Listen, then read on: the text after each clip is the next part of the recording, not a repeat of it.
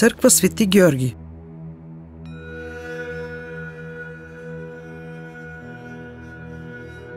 Църквата Свети Георги е трикорабна базилика и се намира в центъра на втория по големина квартал на гръцките християни от град Комотини през османския период. Около църквата са оцелели още няколко от имената на града, като дом Цанакли, който се намира точно срещу входа на храма, имението Маре и домът на бившия кмет Димитриос Блецас.